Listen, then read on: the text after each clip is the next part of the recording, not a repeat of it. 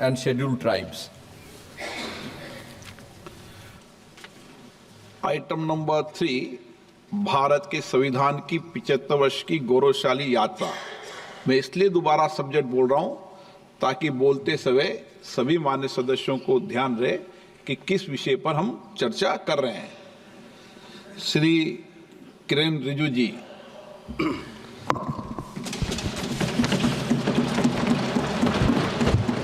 Thank you, Honorable Speaker, sir. While taking part in the discussion on the 75 glorious journey of the adoption of the Constitution of India, I pay my deep respect and tributes to all those founding members of the Constituent Assembly and also the drafting committee for the Constitution of India. आपकी dress बहुत अच्छी है आज। Thank you sir. आपका sir कपड़ों पे आपका नजर बहुत कम जाते हैं, आज आपका नजर गया, धन्यवाद सर। सर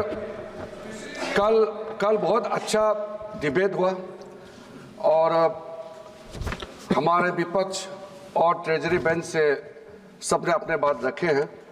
थोड़ा डिफरेंसेस होते हैं, आइडियोलॉजी ओपिनियन होते हैं, मगर अपना बात रखा और सर मैं भी कुछ तर्क के साथ अपने पार्टी की ओर से इस महान सदन में अपना बात रखना चाहता हूं। ओरिजिनली सर 389 मेंबर्स चुने गए थे संविधान सभा के लिए और बाद में जाकर के पार्टीशन के बाद मुस्लिम लीग के बाकी मेंबर्स सब विड्रॉ हो गए तो रह गए थे 299 मेंबर्स और 299 मेंबर्स ने टोटल उसमें 15 महिलाएं और 8 मेजर कमिटियां और 13 माइनर कमिटियां गठन करके 2 साल 11 महीने 18 दिन कुल मिलाकर के 11 सेशंस और 165 दिन काम करके ये महान संविधान का रचना हुई।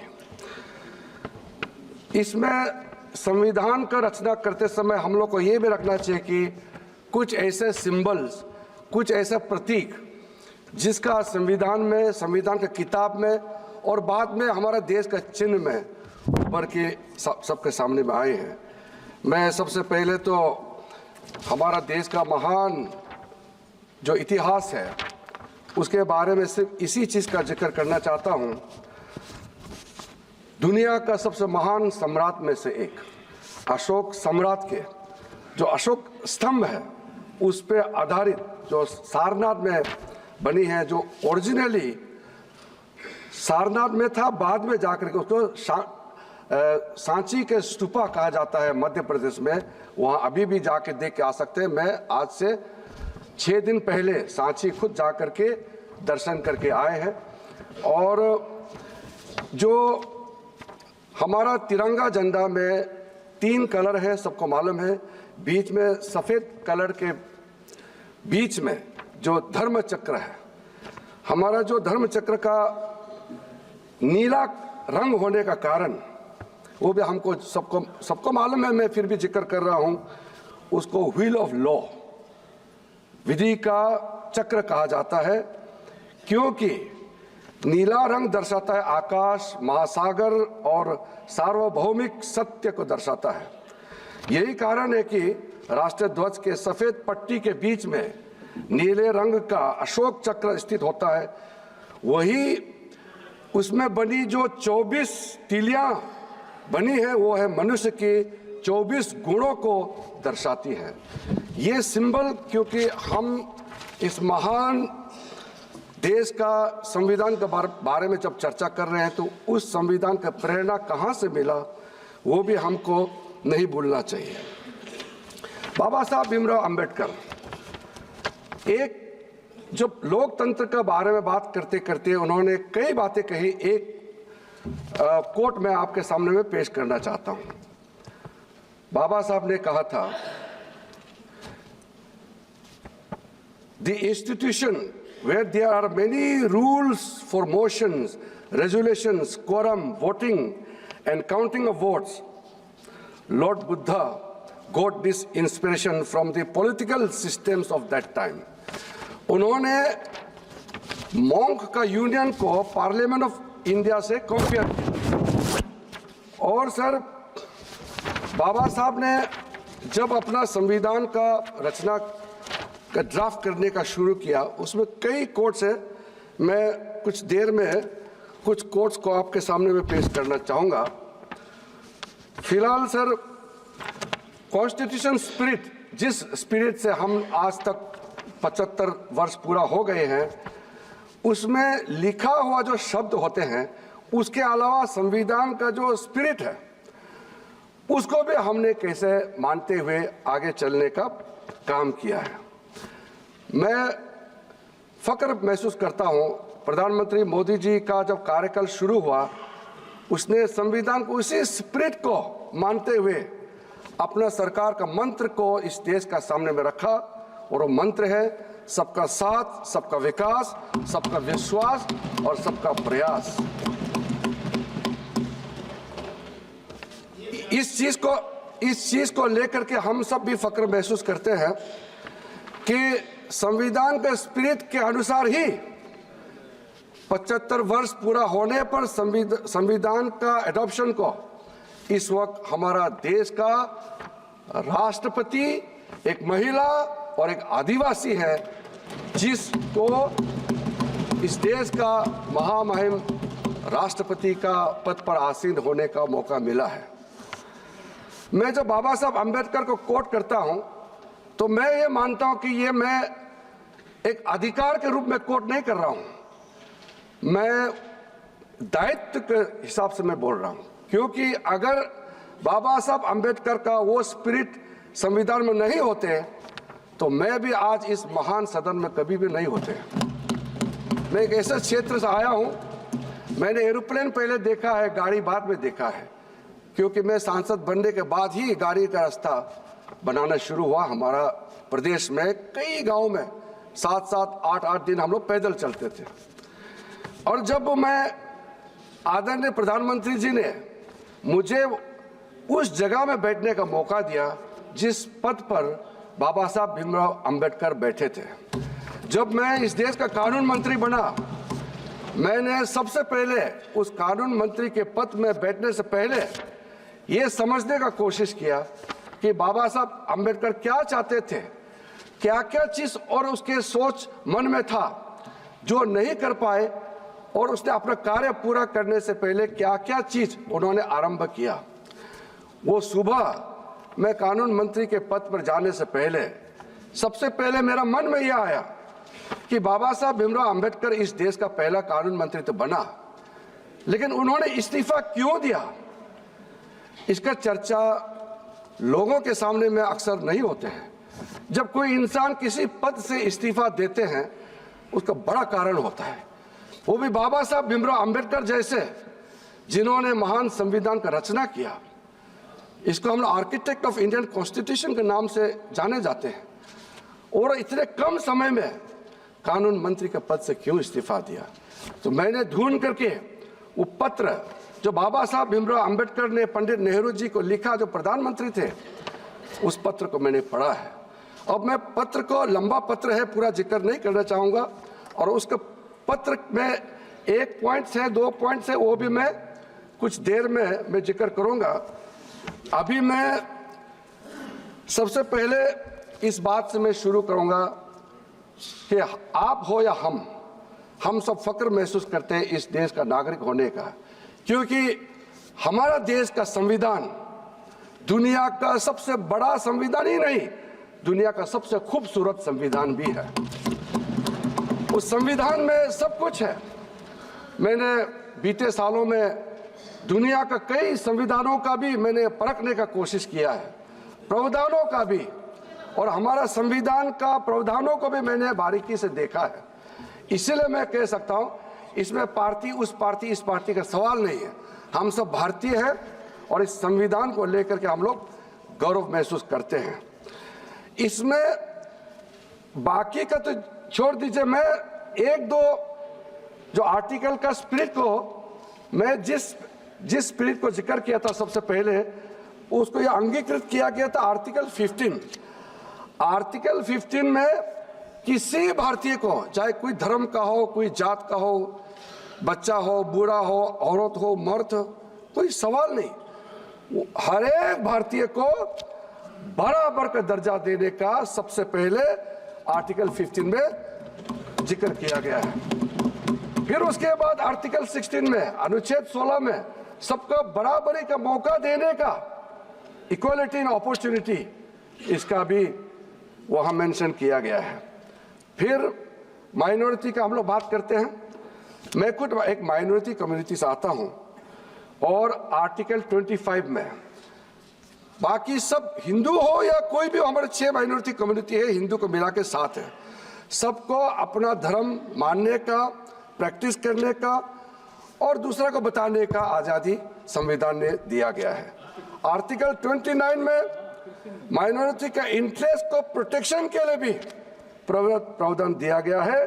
फिर आर्टिकल 30 में लिंग्विस्टिक माइनॉरिटीज का राइट्स के बारे में भी पूरा जिक्र किया गया है। अध्यक्ष महोदय, कुछ कंपेयर करना हमको जरूरी इसलिए है कि जो हमने किया इस देश में, चाहे कांग्रेस का सरकार हो चाहे हमारे सरकार हो, सबने अपने अपने तरीके से काम किया है।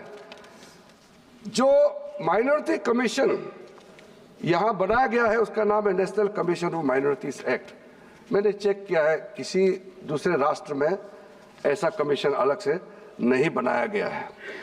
हमारे देश में जितना माइनॉरिटी कम्युनिटीज है, चाहे वो मुस्लिम हो, सिख हो, ईसाई हो, बौद्ध हो, पारसी हो, जैन हो, सबके लिए लीगल प्रोटेक्शन ही नहीं, उसके लिए अफर्मेटिव एक्शंस का जो प्रावधान है वो भी दूसरे देशों का तुलना में कई अधिक प्रावधान हमारे देश में रखा गया है। कई काम कांग्रेस ने भी किया है माइनॉरिटीज के लिए, मैं उसका नकारना नहीं चाहता हूं। मैं जो कह रहा हूं वो देश के प्रति हम लोग का जो एक सोच रखना चाहिए उसी लिहाज से मैं कह रहा हूं। कई कानून है, पूरा मैं बोलना नहीं चाहता हूं। Indian Christian marriage act, Muslim women protection of rights on marriage act 2019, Dargah Khwaja Sahib act 1955, Anand marriage act 1999, Parsi marriage act, divorce act 1936, Jain succession act 1928। इस तरह का स्पेसिफिक माइनॉरिटीज के लिए कानून हमारा देश में बनाया हुआ है। आज मैं जिस मंत्रालय को देख रहा हूं, अल्पसंख्यक मंत्रालय के माध्यम से 6 माइनॉरिटी कम्युनिटीज के लिए कई स्कीम चल रहे हैं। स्कीम का नाम यहाँ जिक्र करने का जरूरत नहीं है, जब क्वेश्चन आंसर या चर्चा आएगा तो हम जरूर विस्तार से बताएंगे। कई ऐसे स्कीम है, मैं खुद अभी जब संसद नहीं चलता है तो जगह जगह जा करके हर एक माइनॉरिटी कम्युनिटी के लोगों से मैं मिलता हूं और पूछता हूं आपके लिए जो प्रावधान भारत सरकार ने किया है कितना लाभ आपको मिला है, अगर नहीं मिला है तो हमको क्या करना चाहिए, हम सुझाव भी लेते हैं। साथ साथ सर मैं एक चीज को बहुत गंभीरता से कहना चाहता हूं। हम सब मानते हैं कि हमारा संविधान खूबसूरत है, बहुत अच्छा है और हम गौरव भी करते हैं, 75 साल पूरा भी हो गए हैं। लेकिन कुछ चीजें हैं जिसको बोलते समय और लोगों के सामने में दर्शाते समय हमको ध्यान रखना चाहिए। ऐसा तो ना हो कि हम जो बोल रहे हैं, हम जो कर रहे हैं, उससे हमारा देश का छवि दुनिया के सामने में कहीं कम तो नहीं हो रहा है क्या। आप सोच के देखिए, हम जब से आज़ादी प्राप्त हुई तब से वोटिंग राइट से लेकर के जो प्रावधान मैंने गिना है सबके लिए है। आपको पता है अमेरिका में हमारे जो ब्लैक्स जिसको कहते हैं रंग वाला, उनको वोटिंग राइट 1965 में मिला। इसलिए मैं कह रहा हूं ना, वहां उस समय बोलते थे, वही बता रहा, आप ध्यान से नहीं सुना।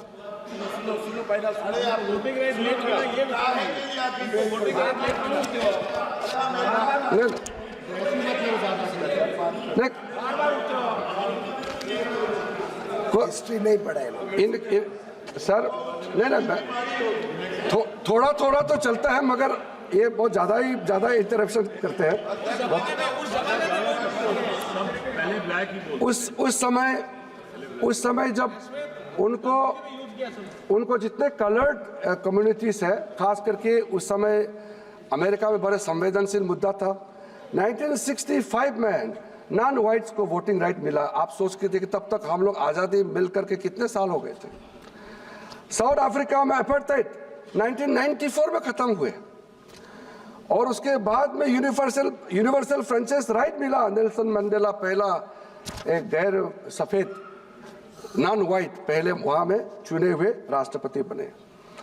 कनाडा में रेशियल डिस्क्रिमिनेशन का खिलाफ, रेशियल एक्सक्लूजन नहीं होना चाहिए, इनका ये प्रावधान 1960 में बना।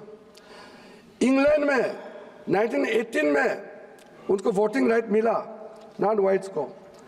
फ्रांस में 1944 में यूनिवर्सल सफरेज गारंटी मिला। कॉमनवेल्थ में 1962 में जो इंडिजिनियस वहाँ के एबोरिजिन्स वगैरह को अपना संवैधानिक अधिकार मिला। मेरा पास पूरा तथ्य है लेकिन उतना गिन के बताने का जरूरत नहीं। मैं इसलिए बता रहा हूँ, हम लोग को तो जब आज़ादी मिलते ही ये सारा अधिकार हमारे देश के हर एक नागरिक को मिला हुआ है। लेकिन कभी कभी मैं इसलिए कह रहा हूँ कि कभी कभी ऐसा बात किया जाता है जैसे कि इस देश में माइनॉरिटी का कोई अधिकार ही नहीं। अगर इस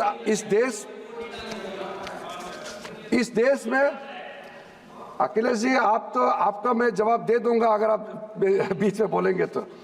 मैं तो किसी का जवाब नहीं देना चाहता हूं आज। वो ऐसा है सर, पुराने दिन याद आ रहे हैं। नहीं,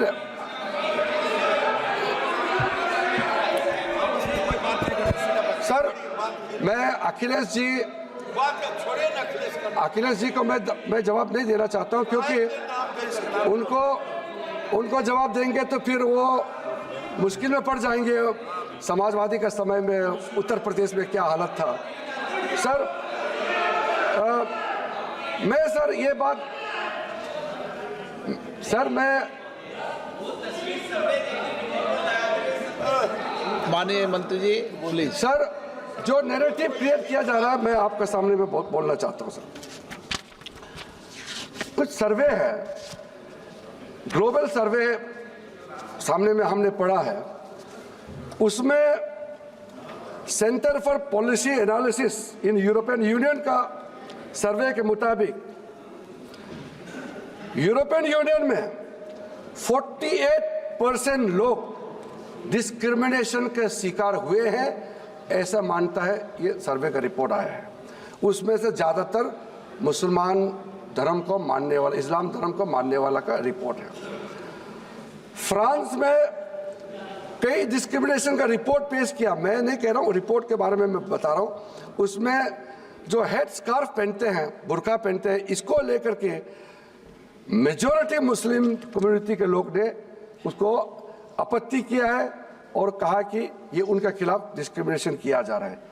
स्पेन में इंटीरियर हेड क्राइम्स, मुस्लिम के खिलाफ हेड क्राइम्स का रिपोर्ट इतना हाई है, ये भी इन्हीं का रिपोर्ट में जिक्र किया गया है सर। इंडोनेशिया जो मुस्लिम डोमिनेटेड देश है, वहाँ में शियास और अहमदियास के खिलाफ में डिस्क्रिमिनेशन किया जाता है करके रिपोर्ट में आया है। मैं नहीं कह रहा हूँ, ये रिपोर्ट में कह रहे हैं।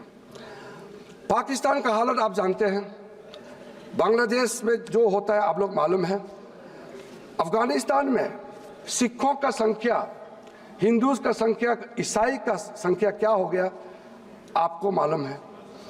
चाहे वो तिब्बत में प्रॉब्लम हो या म्यांमार में हो, श्रीलंका में हो या बांग्लादेश में हो, पाकिस्तान हो, अफगानिस्तान हो, जो माइनॉरिटीज़ का खिलाफ जुल्म होता है या कुछ दिक्कतें आते हैं, सबसे पहला देश जहां वो आते हैं संरक्षण लेने के लिए वो है भारत देश में।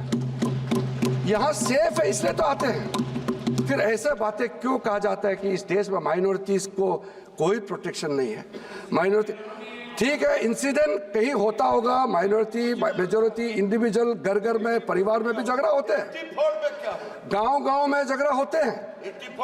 इसको भारत में अल्पसंख्यकों को कोई जगह नहीं दिया जा रहा है। आप गुरुद्वारा नहीं जाने दिया जा रहा है, मुसलमानों को दरगाह नहीं जाने दिया जा रहा है। ऐसा क्यों कहते हैं? इसलिए मैं कह रहा हूं कि ऐसा बातें नहीं करना चाहिए जिससे देश का छवि को नुकसान होता है। ये मैं किसी एक पार्टी के लिए नहीं कह रहा हूं, मैं देश के लिए कह रहा हूं। मैं देखिए बीच बीच में टोका टोकी थोड़ा चलता है अध्यक्ष जी, मगर बार बार बोलने से वो अच्छा नहीं होगा आपके लिए भी हमारे लिए भी। मैं एक मिनट मंत्री, मैं माननीय सदस्यगणों से आग्रह करूंगा कि माननीय मंत्री महोदय सकारात्मक बोल रहे हैं। मैं सभी माननीय सदस्य अपेक्षा करूंगा कि वह बैठे बैठे टिप्पणी नहीं करें। धन्यवाद अध्यक्ष महोदय। देखिए सर, मैं बहुत सीधा साधा आदमी हूं। मैं जो सोचता हूं वही बोलता हूं।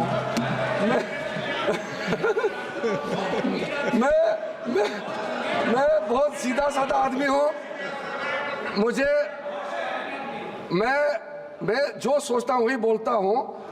मैं संसदीय कार्य मंत्री के रूप में आपसे लगातार संपर्क करता हूं। आपको अगर पसंद नहीं आता है तो कम से कम आप लोग झेलना पड़ेगा कुछ सालों तक, तो हमसे बात करके मिलके काम करना पड़ेगा। आप और हम एक ही हैं, पार्टी अलग है। अगर जब मेरे साथ काम करने का सहन शक्ति खत्म हो जाएगा तब आप प्रधानमंत्री जी को बता दीजिए कि आपके पास अभी सहन नहीं कर सकता है मेरे साथ काम करने का। तब तक तो काम करना पड़ेगा। मैं आपके लिए भी करता हूँ, अपने लिए भी करता हूँ। इसलिए ज़्यादा टोका टोकी मत कीजिए, थोड़ा शांति से सुनिए। सर, बाबा साहब अम्बेडकर के बारे में कल कई लोगों ने जिक्र किया, इसलिए मैंने भी शुरू में कहा कि बाबा साहब भीमराव अम्बेडकर नहीं होते तो हम जैसे कई लोग इस सदन में चुन के कभी नहीं आते हैं। तो आज जो बाबा साहब ने कुछ काम किया है या कुछ सोच है उसके बारे में मैं थोड़ा जिक्र करना चाहता हूँ। बाबा साहब को इक्वालिटी ऑफ अपॉर्चुनिटी और सोशल जस्टिस में कैसे बैलेंस किया, उन्होंने बहुत बारीकी से, जब संविधान का रचना हो रही थी उस समय बैकवर्ड टर्म को किस तरीके से उन्होंने इस्तेमाल किया है। ये principle of opportunity and role of reservation were given foremost importance while addressing historical injustice done against the marginalized communities। और कभी भी बाबा साहब भीमराव अंबेडकर ने किसी धर्म के खिलाफ कभी उन्होंने नहीं कहा। हिंदू समाज में कुछ प्रैक्टिसेस, छुआछूत का जो व्यवस्था था उसका खिलाफ संघर्ष किया। बाद में कुछ लोगों ने, बाबा साहब तो जब उन्होंने दीक्षा लिया 14 अक्टूबर को, उसके ज़्यादा दिन बाद वो नहीं रहे हमारे बीच में, तो पूरा बात उन्होंने नहीं बता पाया देश में घूम घूम करके, क्योंकि उस समय सोशल मीडिया नहीं था, टेलीविज़न नहीं था, उसका बात पूरा पहुंचा नहीं पाया। मैंने बहुत डीप रिसर्च किया है। बाबा साहब ने जो कह के किया उसको बाद में कुछ लोगों ने मिस इंटरप्रेट करने का शुरू किया और कहा कि बाबा साहब भीमराव अम्बेडकर ने हिंदू धर्म छोड़ा है, इसलिए हिंदू धर्म के खिलाफ लड़ाई करना है। ऐसा बाबा साहब ने कभी नहीं कहा। बाबा साहब ने सिर्फ इतना ही कहा कि ठीक है, मैं एक ऐसा धर्म को अपनाता हूं जिसमें क्लासिफिकेशन ऑफ कास्ट नहीं होगा, उसमें इक्वलिटी के नाम पे गया। वो हिंदू धर्म को दुश्मनी के रूप में कभी भी नहीं देखा है। क्योंकि सर, छोटा सा जो घटना है, घटना बहुत हजारों है। एक छोटा सा घटना आप भी सुनेंगे तो सब कन्विंस होगा, आपने भी पढ़ा होगा। इंग्लैंड से जब, अमेरिका से पहले वो पढ़ के जब वापस आए, अब सूरत में, बड़ौदा का महाराजा के वहाँ में उसको नौकरी करना था, क्योंकि वो स्कॉलरशिप का एक कंडीशन था। तो वहाँ जाकर के उन्होंने जब काम करने शुरू किया तो बैठने का जगह नहीं था, तो एक गेस्ट हाउस, टूटा फूटा गेस्ट हाउस में रुकने के लिए उन्होंने रिक्वेस्ट किया। वो पारसी लोगों के लिए गेस्ट हाउस बनाया था, तो अंबेडकर को वहाँ रहने नहीं दिया। तो उन्होंने कहा कि आप तो पारसी हैं, आप छुआछूत में आप विश्वास नहीं करते हैं, मुझे कुछ दिन रहने दीजिए। लेकिन कहा कि नहीं, आप हिंदुओं में छुआछूत है तो हमारे लिए भी आप यहाँ नहीं रह सकते हैं। फिर वो एक क्रिश्चियन दोस्त जो लंदन में उसके साथ पढ़े, उसके पास गए, उनको कहा कि आप तो ईसाई हैं, आप क्रिश्चियन हैं, आपको यहाँ छुआछूत नहीं होते हैं, मुझे एक कुछ दिन के लिए आपको यहाँ रहने दीजिए। तो उन्होंने कहा कि देखिए मैं आपको रहने दूंगा, मगर आपको अगर मेरा बगल घर में रहने दूंगा तो मेरा सारा बिजनेस ठप हो जाएगा, कोई मेरा साथ काम नहीं करेगा, इसलिए आपको मैं रहने के लिए इजाज़त नहीं दे सकता हूँ। तो उसके बाद जब वो संभाजी नगर से आगे जाके अजंता फोर्ट देखने गए, आते समय संभाजी नगर में जो दौलताबाद फोर्ट है वो देखने गए अपने कुछ साथियों के साथ, टूटा फूटा गाड़ी में गई तो पूरा धूल हो गई। धूल साफ करने के लिए वहाँ छोटा सा तालाब था, तालाब में जब गए तो कुछ मुसलमान ग्रुप आए और कहा कि तुमने हमारा तालाब को छू करके क्यों गंदा किया है। उन्होंने कहा कि बाबा साहब ने कहा अभी रमज़ान चल रहे हैं और आप लोग मुसलमान में छुआछूत नहीं होते, तो ये पानी छूने से आप कैसे आप गंदे हो गए। कहा कि ऐसा कुछ नहीं है, आपने हमारे तालाब का पानी छुआ, आपको हम लोग सबक सिखाएंगे।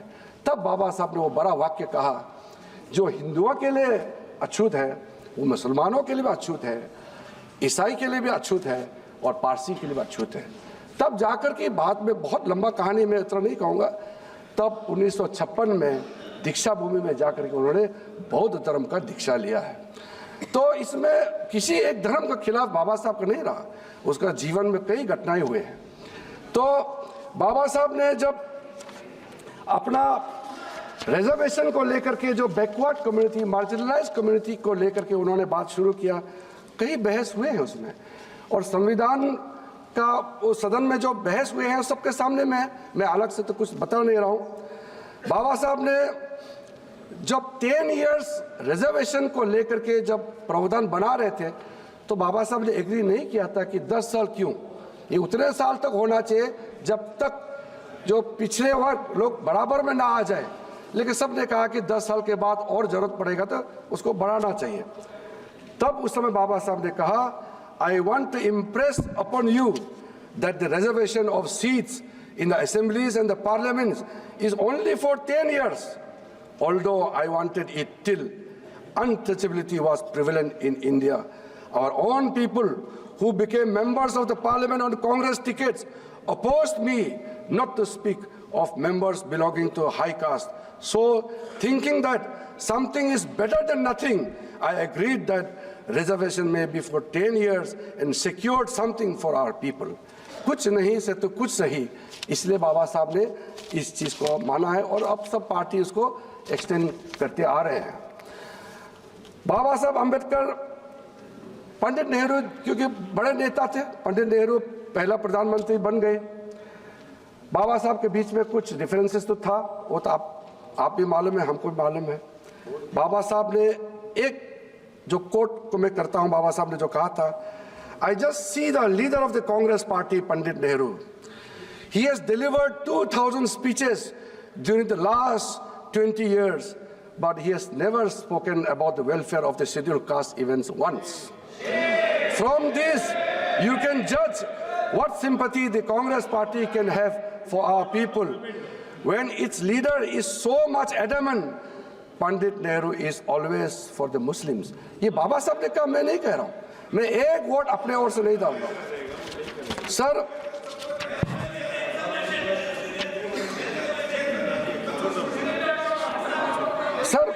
बाबा साहब भीमराव अंबेडकर, अरे संविधान पे चर्चा कर रहे हैं, बाबा साहब के बारे में बात नहीं करेंगे तो किसके बारे में बात करेंगे हम?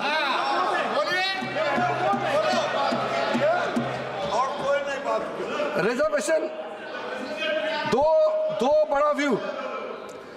बड़ा व्यू को जानना जरूरी है।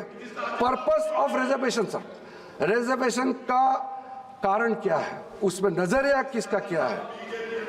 अंबेडकर का व्यू है focus on social justice to uplift marginalised communities and dismantle caste hierarchies, और पंडित नेहरू जी का व्यू था, he viewed reservation as a temporary tool to integrate disadvantaged groups into mainstream.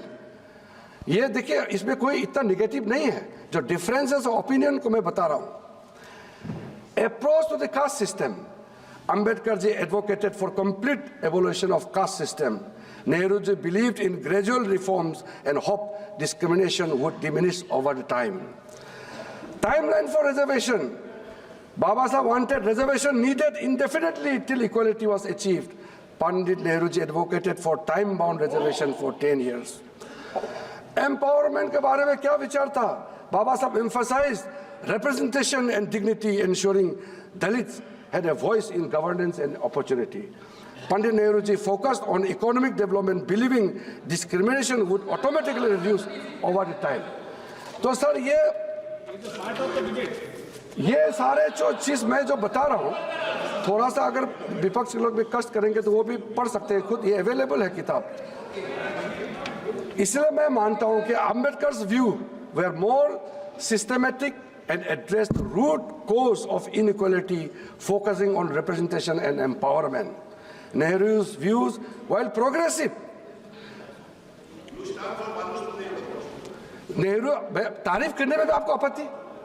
मैं कह रहा हूं कि Nehru's views, while progressive, underestimated the deep entrenchment of caste-based discrimination which persists even today. In his letter on 27 June 1961, कल हमारा कई सदस्यों ने कोट किए हैं, जो नेहरू जी ने, मैं अभी मेरे साथी कह रहे हैं कि कोट कर दो, लेकिन कल कई लोगों ने कोट किए हैं और थोड़ा लंबा है इसलिए मैं इसको स्किप कर देता हूं और हमारा अपोजिशन के लोग ज़्यादा उत्तेजित भी हो रहे हैं। 1961 में पंडित नेहरू जी ने जब पत्र लिखा है सारा मुख्यमंत्रियों को, Nehru ji wrote a letter to all the chief ministers of the country. वो निगेटिव लेटर नहीं है, आप चिंता मत कीजिए, बहुत ज़्यादा निगेटिव नहीं है, लेकिन उन्होंने कहा उस लेटर में कि अगर हम रिजर्वेशन को बढ़ावा देंगे तो जो इस देश का जो टैलेंट है, जो स्किल है, जिसके पास क्वालिटी है, उसका बर्बाद हो जाएगा, उन लोगों को कोई जगह नहीं मिलेगा, ये कहा है।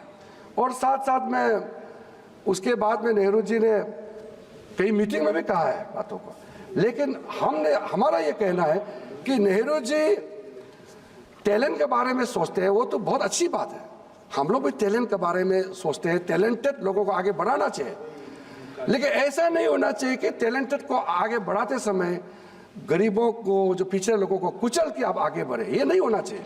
यही है फर्क। आगे बढ़ाने तो आप भी चाहते हैं, हम भी चाहते हैं, लेकिन जो वंचित है, जो शोषित है, जो पीड़ित है, जो हजारों साल तक जिसको समाज में काम करने का मौका नहीं मिला, उनको कुचल के हम आगे नहीं बढ़ना चाहिए, यही फर्क है। दृष्टिकोण का जो फर्क है मैं उसी को बता रहा हूं सर। उसके बाद आगे सर,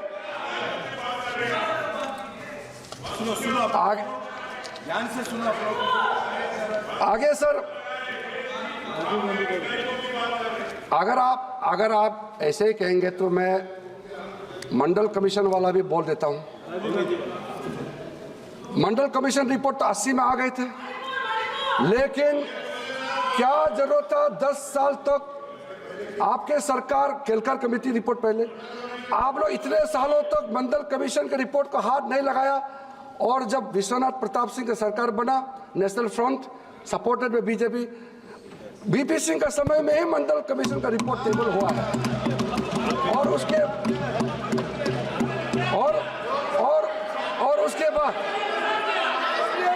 बाद सर मंडल कमीशन का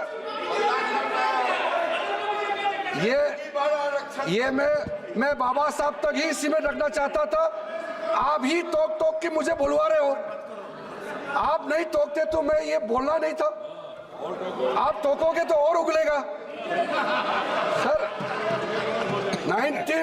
1990 का रिकॉर्ड सबके पास है, पूर्व प्रधानमंत्री आदरणीय राजीव गांधी जी का वक्तव्य भी सबको मालूम है, और 1985 में जो इंटरव्यू में राजीव जी ने क्या कहा था वो भी सबको मालूम है, कल उल्लेखित हुआ उसका।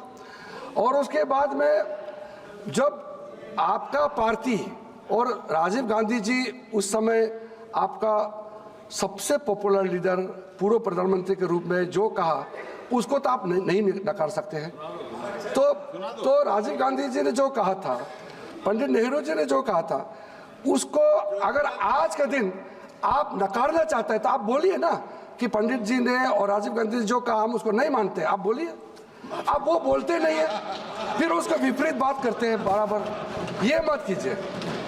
एक बात करने का एक लहजे, एक तरीका होते हैं, आप या तो सहमत है बोलिए या तो असहमत है बोलिए, हमारा कोई आपत्ति नहीं है। इसके बाद सर बाबा साहब अम्बेडकर ने जो दुख जाहिर किया, उन्होंने जो इस्तीफा जो दिया उस इस्तीफा का शुरू में ही उन्होंने मेंशन किया कि अक्सर जो मंत्री अगर कैबिनेट से इस्तीफा देते हैं तो कारण बताना चाहिए क्यों इस्तीफा दे रहे हैं। वो कहा कि मैं कारण नहीं बता के भी इस्तीफा दे सकता था और इस्तीफा देने के बाद मैं कारण बता सकता था, लेकिन मुझे लगता है कि मुझे कारण बताना चाहिए। तो पत्र में बहुत अच्छी तरह से जिक्र किया कि पहला जो कैबिनेट बना वो तो किसी पार्टी चुनाव से जीत करके कैबिनेट तो नहीं बने, उनमें सब विचारधारा के लोग मिल करके वो कैबिनेट बना, फर्स्ट कैबिनेट। क्योंकि पहला सूची जब पंडित नेहरू जी ने बनाया उसमें बाबा साहब अम्बेडकर का नाम नहीं था। तो उस समय महात्मा गांधी जी ने कहा कि देखिए जवाहर, ये गवर्नमेंट, ये कैबिनेट आप जरूर हेड है मगर ये आपका नहीं है, ये इंटरिम है, बाद में चुनाव से जो बनेगा वो उसका कैबिनेट होगा, लेकिन बाबा साहब अम्बेडकर को छोड़ के अगर ये कैबिनेट बनेगा तो ये अधूरा कैबिनेट होगा। तब बाबा साहब अम्बेडकर का नाम को जोड़ा गया। बाबा साहब भीमराव अम्बेडकर को कानून मंत्री बनाया, तो उसमें कई, जैसे श्यामा प्रसाद मुखर्जी हिंदू महासभा के अध्यक्ष थे, वो भी कैबिनेट बने। कई लोगों को गांधी जी ने पहल करके काफी लोगों को मंत्री बनाया उस कैबिनेट में। तो जब भीमराव अम्बेडकर को लॉ मिनिस्टर दिया तो उन्होंने कहा, उन्होंने कई किताब में जिक्र किया, पत्र में भी है, उन्होंने पंडित नेहरू जी को कहा कि ठीक है, आपने मुझे विश्वास करके कानून मंत्री बनाया, बहुत अच्छा है, कानून मंत्री पद का जो गरिमा होता है उसको वो संरक्षण देंगे, काम करेंगे, लेकिन अब देश बन गए हैं, आज़ादी मिल चुका है, संविधान का रचना भी हो चुके हैं, अब देश को आगे ले जाना है। वो संविधान का वो जो भी काम करना था तो वो सब ने किया, आगे भी करेंगे, मगर उन्होंने कहा कि मैं और कुछ करना चाहता हूँ, मेरा प्राथमिकता क्या है। बाबा साहब ने कहा लॉ का डिग्री, बैरिस्टर तो बाद में बने, अमेरिका से पढ़ के वापस कोलंबिया यूनिवर्सिटी से आने के बाद दोबारा लंदन में जाकर के बाद में वो बार लॉ किया है, बैरिस्टर बने। उसका प्राथमिकता क्या है, economics, first Indian to do philosophy in economics, finance में, फिलोसफी में, साइकोलॉजी में, हिस्ट्री में, किसी भी देश का आप पन्ना उतर के देख लीजिए हिस्ट्री का, बाबा साहब अम्बेडकर का जितना पढ़ा लिखा कोई पैदा नहीं हुआ आज तक। बाबा साहब ने कहा मेरा फर्स्ट प्रायोरिटी इकोनॉमिक्स है, देश को आर्थिक ताकत देने के लिए मैं भी योगदान देना चाहता हूं, मुझे लॉ मिनिस्टर के अलावा कुछ इकोनॉमिक मिनिस्ट्री दे दीजिए, कोई भी प्लानिंग, इकोनॉमिक मिनिस्ट्री में कई मिनिस्ट्री है, लेकिन मिला नहीं है। उसके बाद बाबा साहब ने कहा कि ठीक है, मिनिस्ट्री नहीं दिया लेकिन कैबिनेट कमेटी होते हैं, इंपॉर्टेंट कैबिनेट कमेटी होते हैं, किसी ना किसी कैबिनेट कमेटी में मुझे रखिए। किसी भी कैबिनेट कमेटी में बाबा साहब अम्बेडकर को मेंबर नहीं रखा गया। तो बाबा साहब भीमराव अम्बेडकर जब फ्रस्ट्रेशन आने लगा कि मैं कैबिनेट में बैठ करके काफी चीज तो कैबिनेट कमेटी में तय करके कैबिनेट में तो औपचारिक पास कराते हैं, तो मुझे तो प्रोसेस में ही इन्वॉल्व नहीं करते हैं। तो उन्होंने नेहरू जी को कहा कि आप मुझे कुछ मौका देंगे कि नहीं। तो पंडित नेहरू जी पहले कहा कि आपको प्लानिंग पोर्टफोलियो देंगे, तो वो उम्मीद में थे कि प्लानिंग पोर्टफोलियो देने से कम प्लानिंग प्रोसेस में तो वो सम्मिलित हो सकते हैं। फिर प्लानिंग का पोर्टफोलियो भी नहीं दिया। उसके बाद बाबा साहब ने कहा कि ऑर्नामेंटल के हिसाब से कैबिनेट में रहने का कोई फायदा नहीं है, इसलिए मैं आप सबको अनुरोध करता हूं कि बाबा साहब भीमराव अम्बेडकर ने पंडित नेहरू जी को जो इस्तीफा देते समय वो जो पत्र लिखा, वो पत्र का सब जरूर पढ़िए, हम लोग भी पढ़ना चाहिए और देश का हर एक नागरिक भी पढ़ना चाहिए। सबको ये सबके लिए लाभ होगा। मैं इसमें जबरदस्ती ठोप नहीं रहा हूँ, लेकिन आप अपने हिसाब से पढ़ लीजिए। सबको आप भिजवाने की व्यवस्था कर दीजिए। पटल पर रखिए। सर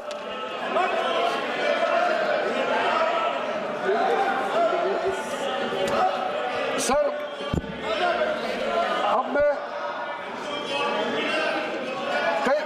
कई मुद्दे हैं,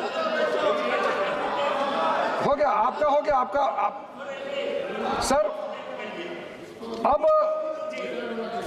अब देश को, बाबा साहब तो हमारे बीच में नहीं रहे, लेकिन देश को आगे ले जाने के लिए सर सबको एकजुट होकर काम करना पड़ेगा। और आजादी प्राप्त करने से सिर्फ नहीं होता है, देश को आगे ले जाना पड़ेगा। प्रधानमंत्री मोदी जी ने विकसित भारत का नारा क्यों लगाया? 1947 में भारत के साथ उस समय कई और देश को आजादी मिले हैं। There are many countries, especially in Asia and Africa, who attained independence during the same period of late 40s and 50s and even up to the 60s. Many countries got freedom. आप आज कई देशों का हालत देख लीजिए। Democracy में भारत से कोई मुकाबला नहीं कर सकता है। डेमोक्रेसी में हम सबसे आगे बढ़ गए हैं, सक्सेसफुल एंड वाइब्रेंट डेमोक्रेसी। लेकिन आर्थिक के क्षेत्र में जो सवाल रह गया था, हमारे सिंगापुर, मलेशिया, इंडोनेशिया, कई देशों का जीडीपी पर कैपिटा इनकम हमसे 8 गुना 9 गुना ज्यादा हो गया। तब प्रधानमंत्री जी को लगा कि आजादी सिर्फ होने से नहीं होगा, डेमोक्रेसी होने के साथ साथ भारत को एक अमीर शक्तिशाली राष्ट्र भी बनना चाहिए। तब जाकर के विकसित राष्ट्र का नारा लगाया। मैं कभी कभी सोचते रह गया, मुझे किस्मत से काफ़ी कम उम्र में इस लोकसभा का सदस्य बनने का मौका मिला। मैं तब से सोचते रह गया, मैं तो अपोजिशन में थे, पीछे बैठते थे और सुनते थे हमारा सीनियर लीडर अटल बिहारी वाजपेयी जैसे लोग, अडवाणी जैसे लोग, उसमें प्रणब मुखर्जी जैसे लोग, चंद्रशेखर जी जैसे फॉर्मर प्राइम मिनिस्टर, काफ़ी सीनियर लोग का बात सुनते थे। तो मैं सोचते थे कि 65 ईयर्स 70 ईयर्स के बाद भी भारत अमीर राष्ट्र क्यों नहीं बना? So many countries have become developed country. What is the reason that India could not become developed country? हमारा देश में किसी चीज का कमी नहीं है। सबसे ज्यादा चीज इस चीज को देखना चाहिए कि Indians are one of the most intelligent people in the world.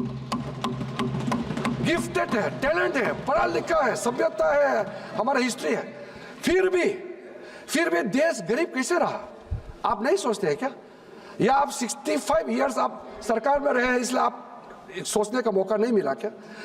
देश अमीर क्यों नहीं बना? डेवलप कंट्री क्यों नहीं बना? अगर 1947 में या उसके पास 10 साल बाद भी एक लक्ष्य रखता कि इतने सालों तक भारत को विकसित बनना ही पड़ेगा, अगर लक्ष्य रखते तो जरूर प्राप्त होते। ये लक्ष्य 2014 के बाद में हमारे सामने में आया है। एक लक्ष्य रख करके तो जाना पड़ेगा।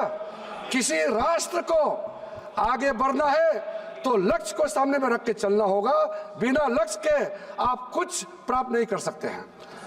तो हमारा हाथ में अब 23 साल बाकी है और 23 साल में भारत को विकसित राष्ट्र बनना है।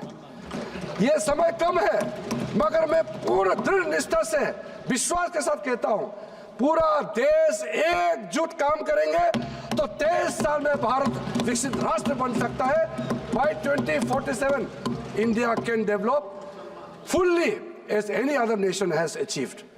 तो इसलिए सर, जब कोई न्यू रखता है, विजन रखता है, मैंने सुना विपक्ष के लोग उसका भी मजाक उड़ाते हैं। स्वच्छ भारत अभियान चला रहा है, उसका मजाक उड़ाते हैं।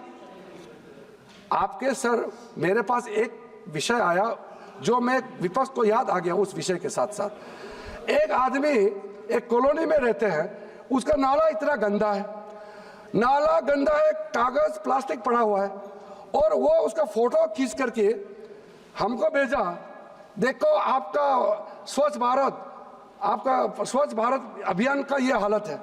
तो मैंने पूछा, मोदी जी ने रेड फोर्ट से, लाल किला के प्राचीर से कहा कि भारत को स्वच्छ रखना चाहिए, तो आपके नाला के सामने में जो गंदा है वो मोदी जी आके साफ करना चाहिए कि आप खुद को साफ करना चाहिए?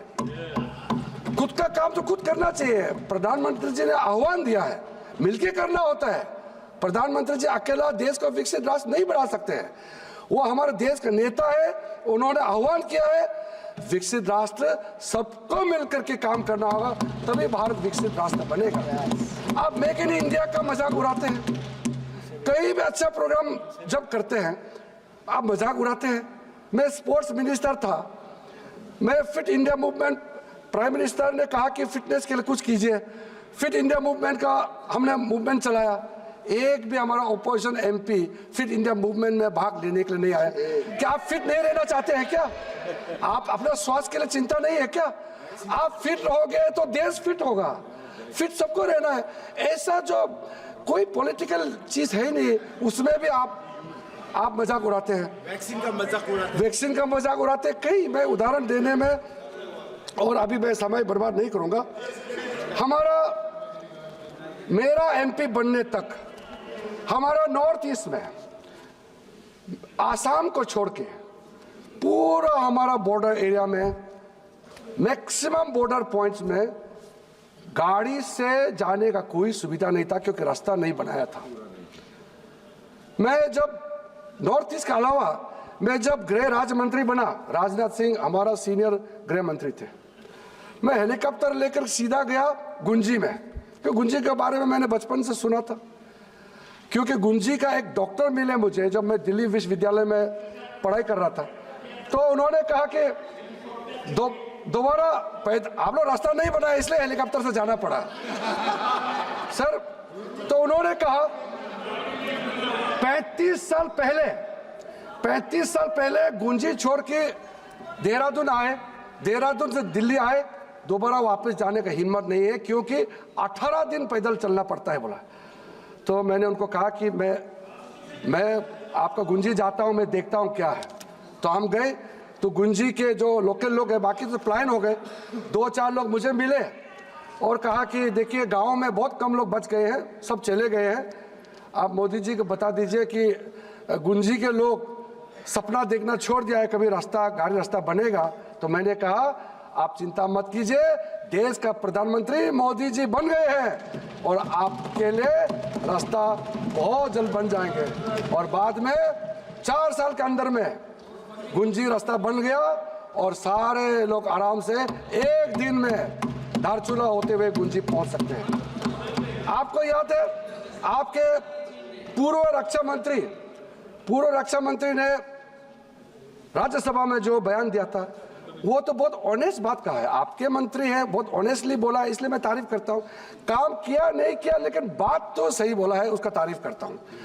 क्योंकि उन्होंने खुद कहा कि मैं देश का रक्षा मंत्री हूं और मुझे ये कहने में कोई संकोच नहीं है कि हमारा सरकार, मतलब कांग्रेस सरकार ने ऐसा पॉलिसी तय किया कि बॉर्डर एरिया में रास्ता नहीं बनाना चाहिए, और रास्ता बनेगा तो उसी रास्ते से चीन आ जाएंगे और हमारा जमीन ले जाएंगे।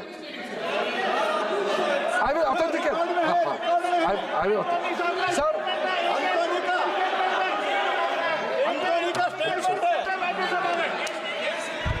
ये बात नहीं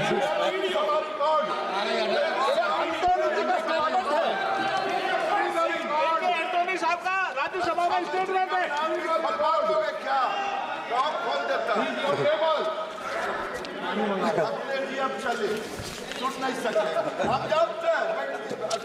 नहीं वो मैं सर, क्योंकि एक पूर्व रक्षा मंत्री का बात मैंने रखा है तो मैं ऑथेंटिकेट भी कर दूंगा और पूरा भाषण का ट्रांसक्रिप्ट भी मैं लोकसभा के पटल पर रख दूंगा सर। तो क्योंकि सर हमारा देश ठीक है, आमदनी इतना ज्यादा नहीं हो सकता है, मगर इतना कमजोर नहीं है कि बॉर्डर एरिया में रास्ता नहीं बना सकते हैं। मोदी जी आने के बाद अब पूरे हमारे गांव, मैं जिस गांव में रहता हूं, मेरा गांव 1962 में 2 सप्ताह के लिए चाइना के कब्जे में चले गए थे। तो हमारा जो पूरा कामिंग रीजन, नेफा का जो कामिंग रीजन है, हमारा गांव, हमारे आसपास पूरे चीन के फौजों ने कब्जा किया था और हम लोग रुकते रहे। मैंने कहा, इसलिए मैंने पहले बताया कि 62 के बाद, 62 में तो मेरा जन्म नहीं हुआ था, लेकिन कहानी हमारे सामने में दोहराते रहा, मेरे कानों में अभी भी गूंज रहा है कि चाइना ने आके क्या किया है। डराते थे, खाना खाने में बच्चा लेट करने से बोलते जल्दी जल्दी खाना खाओ नहीं तो चाइनीज लोग आ जाएंगे, ऐसे डराते थे। हम लोगों को मानसिक रूप से डरा के रखा हुआ था। लेकिन हमने जब बड़ा हुआ तो हमने सोचा कि कांग्रेस पार्टी हो या जो भी सरकार थी उस समय, हमारे लिए रास्ता बनाते नहीं है, हमारे बारे में कोई सोचते नहीं है। और जिस दिन मैंने पॉलिटिकल पार्टी में ज्वाइन करने का निर्णय किया, तो मेरा पहला निर्णय करने का कारण, जो मुख्य कारण है, वो ये है कि मैं एक ऐसा पॉलिटिकल पार्टी में ज्वाइन करूंगा जिसका सोच राष्ट्रवादी हो और देश का हर एक इंच को बचाने का ताकत रखता है, सोच रखता है। इसलिए मैंने भारतीय जनता पार्टी में ज्वाइन करने का निर्णय किया। अखिल भारतीय विद्यार्थी परिषद के साथ काम करके मैं आज बीजेपी का सदस्य होने का फख्र महसूस करता हूं। सर, आज जो जिस जगह में हम पैदा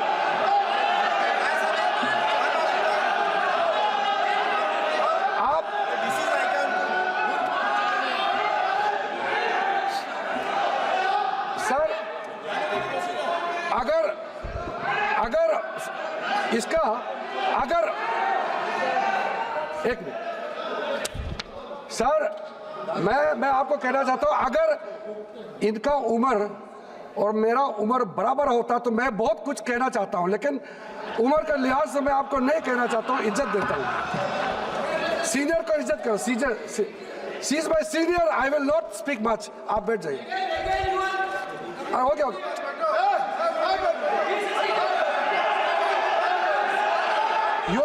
अरे छोड़ो यार सर।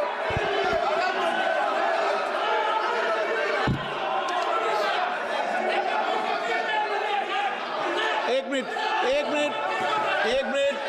नो, उन्होंने ऐसा क्या कह दिया?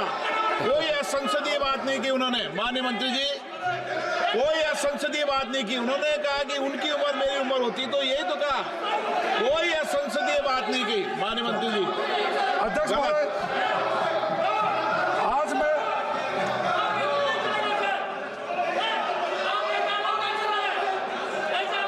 सर, मैं बहुत ही फख्र महसूस करता हूं। आज बचपन में जिस गांव में मैं पैदल चलता था, जिस जगह मैं बचपन में पैदल जाके 6-7 दिन लगते थे, आज 3-4 घंटे में मैं गाड़ी से पहुंचता हूं। ये बदलाव हमने 10 सालों में देखा। अध्यक्ष महोदय,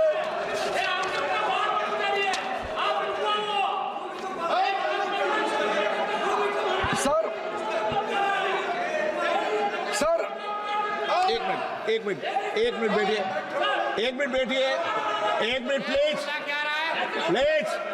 नो, बस करते हैं, प्लीज बैठिए। उन्होंने ऐसा कोई असंसदीय शब्द नहीं कहा जिस पर आप टिप्पणी करो, और वो रिकॉर्ड में भी जाएगा माननीय मंत्री जी।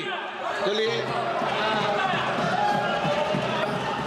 सर, 1947 से 2014 तक नॉर्थ ईस्ट में 9 एयरपोर्ट बने हैं, और 2014 से 2024 के अंदर में 17 एयरपोर्ट हो गए हैं नॉर्थ ईस्ट में। नेशनल हाईवे 2014 तक टोटल बने हैं 10,900 किलोमीटर, और 2024 तक मोदी जी का 10 साल कार्यकाल में 16,207 किलोमीटर बने हैं। कई बड़े बड़े प्रोजेक्ट्स बने हैं, मैं गिनती करना नहीं चाहता हूं। आज हमारा नॉर्थ ईस्ट अष्ट लक्ष्मी के नाम से जाने जाते हैं, और हम बहुत अच्छी तरह से आगे बढ़ रहे हैं। आपको मैं ये कहना चाहता हूं कि आप एक राज्य का एक घटना को लेकर के बार बार बोलते हैं, उसका हम लोग अलग से चर्चा करेंगे, लेकिन मैं जो कहना चाहता हूं, आज आप लोगों के समय में कांग्रेस ने क्या हालत करके रखा था नॉर्थ ईस्ट। सर, इनको आप मैं इतने सालों से इस संसद में सदस्य हूं। 2014 तक आपको मालूम है सर, आप भी ये सुन के अच्छा नहीं लगेगा, दुनिया में जितना भी बता दो, दुनिया में जितना भी जो मिलिटेंट ऑर्गेनाइजेशंस है, ये मैं कहते हुए फख्र नहीं कर रहा हूं, दुनिया में जितना भी मिलिटेंट ऑर्गेनाइजेशन है उसकी संख्या सबसे ज्यादा हमारे नॉर्थ ईस्ट में थे 2014 तक। आपने ऐसा बना दिया था नॉर्थ ईस्ट को, एक स्टेट से दूसरा स्टेट जाने में, हाँ मैं सारा ऑथेंटिकेट कर दूंगा। इतना ज्यादा संगठन बना के रखा था इन्होंने नॉर्थ ईस्ट को ध्यान ही नहीं दिया। इनके लिए तो नॉर्थ ईस्ट एग्जिस्ट ही नहीं करते हैं। ये कांग्रेस पार्टी आज बात कर रहे हैं, प्रधानमंत्री जितने बार नॉर्थ ईस्ट जाते हैं उनके प्रधानमंत्री चलिए उनके मंत्री भी नहीं जाते थे नॉर्थ ईस्ट में इनके समय में, और आज यहाँ बैठ करके घड़ियाली आंसू बहाने का काम करते हैं। मिलते भी नहीं थे सर कल सर तो इन्होंने संविधान के बारे में तो कल ज्यादा जिक्र नहीं किया, मैं समझ सकता हूं। कांग्रेस पार्टी संविधान के बारे में ज्यादा जिक्र नहीं किया, उसका कारण है, लेकिन मैं थोड़ा बताना चाहता हूं उन्होंने क्यों जिक्र नहीं किया। कॉन्स्टिट्यूशन अमेंडमेंट 106 बार जो हुए हैं मैं उसको बताना चाहता हूं। आप संविधान बदलने का जो बात करते हैं, संविधान बदलने का प्रक्रिया भी संवैधानिक है। कॉन्स्टिट्यूशन अमेंडमेंट तो होते आए हैं। कांग्रेस यूपीए के समय में टोटल कॉन्स्टिट्यूशन अमेंडमेंट आपने 75 टाइम्स किया है, और एनडीए बीजेपी के टाइम में भी हुए हैं 25 टाइम्स हुए हैं। जनता दल के नेतृत्व में जब सरकार बने 7 बार हुए हैं, जनता पार्टी के समय में 2 बार हुए हैं। फर्क क्या है? फर्क जानना चाहिए। संवैधानिक बदलाव क्यों किया गया था? आपने संविधान को अमेंडमेंट किया,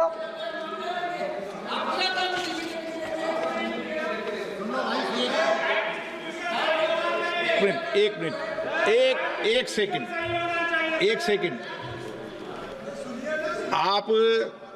मैं फिर आपको आग्रह करता हूं, और फिर विनम्र आग्रह कर रहा हूं कि आप कई बार बैठे बैठे आसन पर टिप्पणी करते हैं कि इनका समय खत्म हो गया।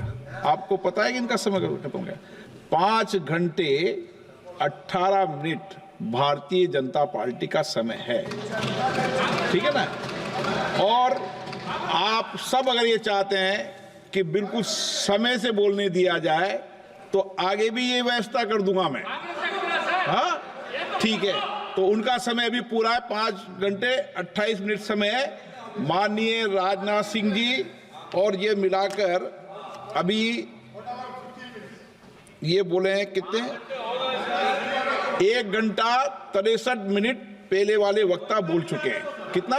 1 घंटा 63 मिनट कुल वक्ता।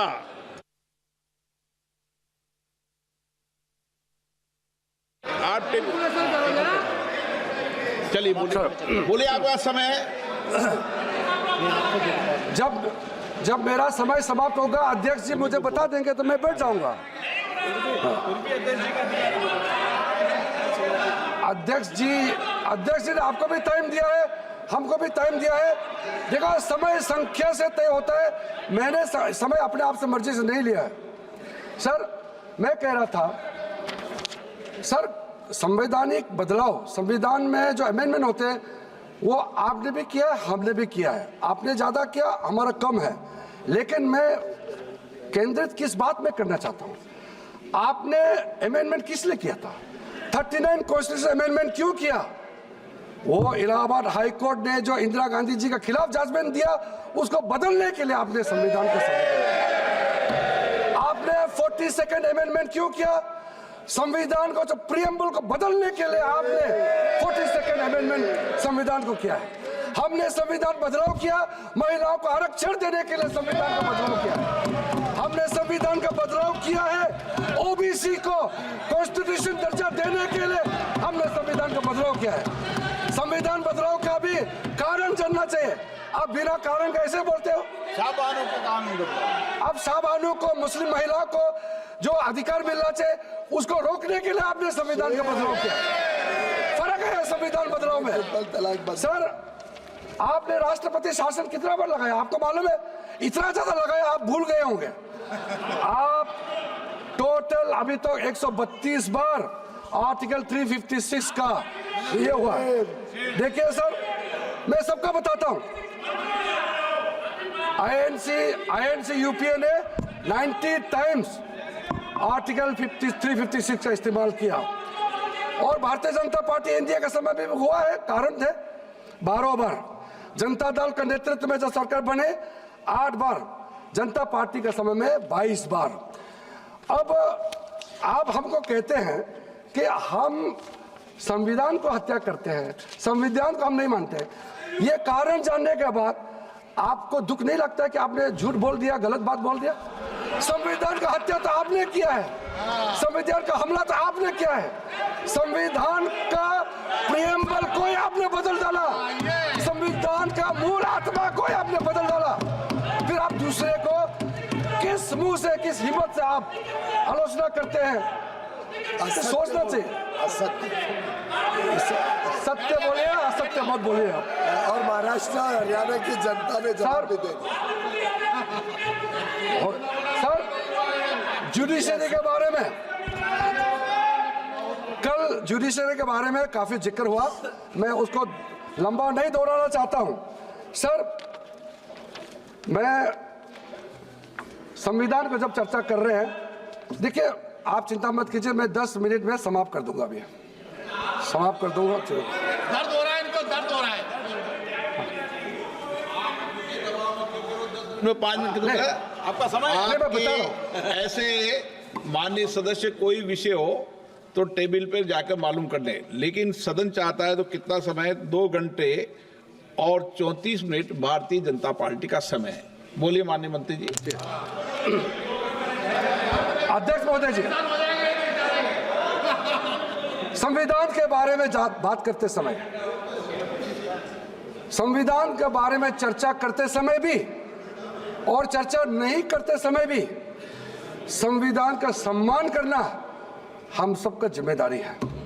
आप मुझे बताइए, इस देश का किसी मुख्यमंत्री ने, आपके पार्टी हमारे पार्टी का सवाल नहीं है, इस देश का कौन वो पहला मुख्यमंत्री है जो संविधान यात्रा निकाला था?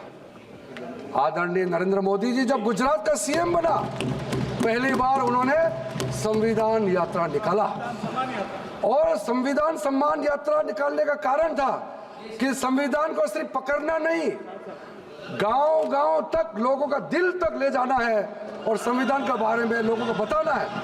इसलिए संविधान सम्मान यात्रा निकाला। और जब मोदी जी प्रधानमंत्री बना, इस देश में इतने साल तक इन्होंने शासन किया, संविधान के बारे में कभी उन्होंने सोचा है? ये तो प्रधानमंत्री नरेंद्र मोदी जी के कारण से हम संविधान दिवस मना रहे हैं। 2015 में पहली बार हमारे देश में संविधान दिवस मनाने का सिलसिला शुरू हुआ है। इतने साल तक आपको संविधान याद नहीं आया? और उस समय आपका बड़े नेता, मैं नाम नहीं लेना चाहता हूं, जब संविधान दिवस मनाया जा रहा था, उनके नेता ने कहा संविधान दिवस मनाने का क्या जरूरत है? 26 जनवरी मनाते हैं हम लोग, संविधान दिवस क्यों मनाना चाहते हैं? नाम मत पूछिए, मुझे रखना पड़ेगा फिर नाम मत पूछिए, आप खुद समझ लीजिए। सर जब संविधान के बारे में जब हम लोग बात करते हैं, तो हमने संविधान का संरक्षण के लिए क्या किया है, इसका भी खुद मंथन करना चाहिए, सोचना चाहिए। सर, मैं 1-2 सवाल, अगर आप लोग बीच में टोका टोकी नहीं करते तो मैं अपना बात को कुछ पॉइंट बोल करके समापन करना चाहता था, लेकिन आपने मुझे टोका है, तो मैं बहुत सॉफ्ट क्वेश्चन, कुछ छोटा सवाल मैं आपके लिए छोड़ के जाना चाहता हूं। सर, आप ये बताइए, बाबा साहब भीमराव अंबेडकर 1951 में लॉ मिनिस्टर से इस्तीफा दिया, उसके बाद दोबारा वो चुन के आना चाहते थे। कांग्रेस पार्टी ने बाबा साहब को पीछा करके मुंबई में और विदर्भ में बाबा साहब अंबेडकर को क्यों हराया और दोबारा इस लोकसभा में चुन करके आने का मौका नहीं दिया। इस लोकसभा सत्र में मैं आपको कहना चाहता हूं, हम सब के लिए कितना अच्छा होता अगर बाबा साहब फिर से चुन के आते 1952 इलेक्शन में। बाबा साहब को कांग्रेस पार्टी ने इस लोकसभा में दोबारा चुन के आने नहीं दिया और कांग्रेस पार्टी ने षड्यंत्र करके बाबा साहब भीमराव अम्बेडकर को हराया है। दो बार गए तो हमको विरुद्ध प्रचार कर। हो सके तो बाबा साहब की याद में देश से माफी तो मांग ले, आपका पाप कुछ तो कम हो जाएगा। सर, आप कहते हैं कि आप बाबा साहब का नाम भी लेते हैं। 1956 में बाबा साहब भीमराव अंबेडकर महापरिनिर्वाण होने के बाद 1990 तक आपने बाबा साहब को भारत रत्न क्यों नहीं दिया? 1956 के बाद आप, पंडित नेहरू जी प्रधानमंत्री थे, खुद को भारत रत्न भी दिया। इंदिरा गांधी जी खुद प्रधानमंत्री थी, खुद को भारत रत्न दिया। विश्वनाथ प्रताप सिंह प्रधानमंत्री बनने के बाद, कांग्रेस गवर्नमेंट को हराने के बाद, तब जाकर के 1990 में भारतीय जनता पार्टी के समर्थन से सरकार बनी, तब जाके बाबा साहब भीमराव अम्बेडकर को भारत रत्न से नवाजा गया है। आप बताइए कारण, इतने साल तक आपके शासनकाल में भारत रत्न से बाबा साहब अम्बेडकर को क्यों नहीं नवाजा गया है? आपको जवाब देना पड़ेगा, हमको नहीं सही, देश के करोड़ों लोगों को आप जवाब देना पड़ेगा। कुछ तो कारण होगा। मैं मानता हूं कि इस देश में अगर किसी को पहला भारत रत्न अवार्ड देना चाहिए तो बाबा साहब भीमराव अम्बेडकर को देना चाहिए। बाबा साहब भीमराव अम्बेडकर के नाम में आपने क्या किया बताइए?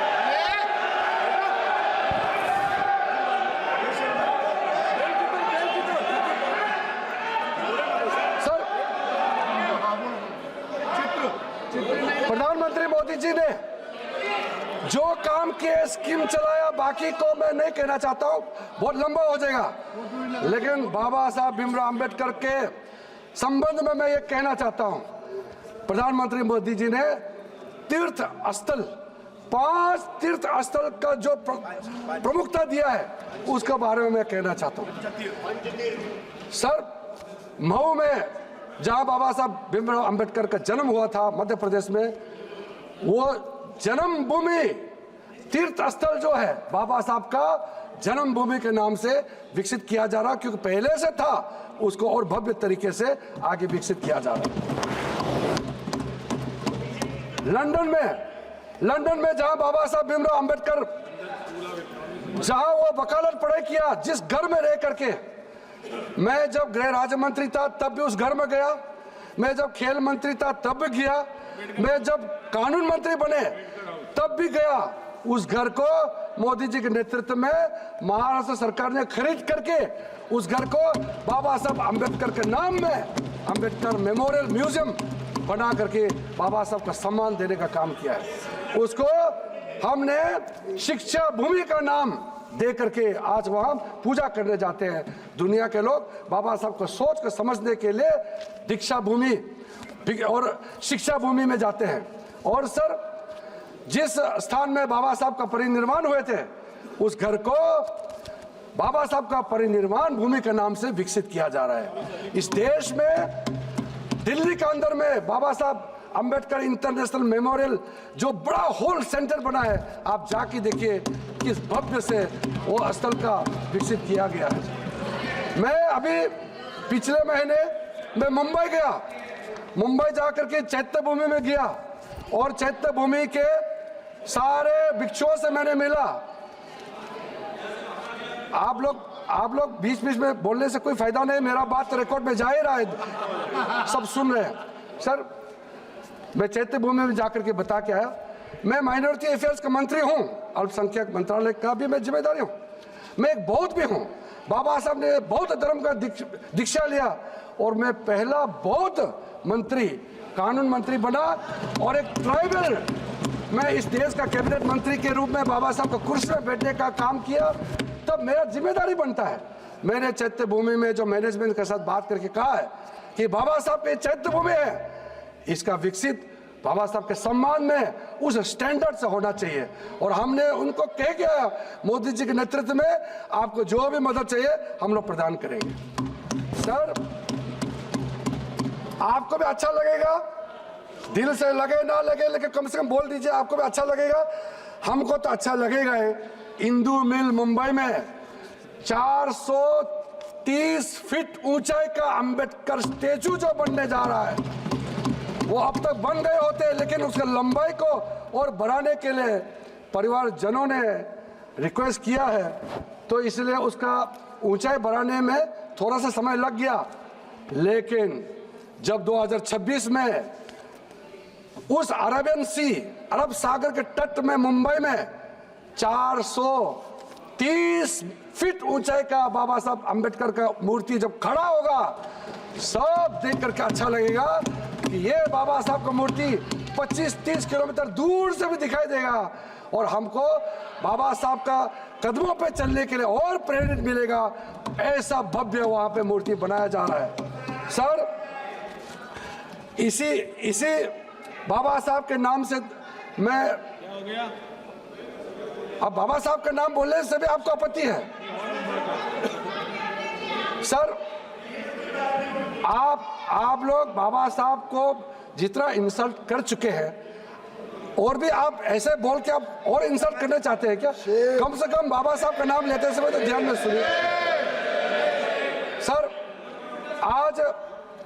आज का इस चर्चा में मैं फिर से सर आपके सामने में अपने पार्टी की ओर से, प्रधानमंत्री जी की ओर से बाबा साहब अंबेडकर का लेगेसी को आगे बढ़ाते हुए, आप लोगों ने जो भूतकाल में आपने जो पहले जो गलतियां की उसको भूल करके बाबा साहब को जो हम लोग सम्मान देने का काम कर रहे हैं, 5 तीर्थ स्थल बनाया हुआ है और साथ साथ में बाबा साहब के नाम में कई प्रोजेक्ट, योजनाएं, स्कीम चला रहे हैं, उसको सक्सेस कराने के लिए आप भी योगदान दीजिए।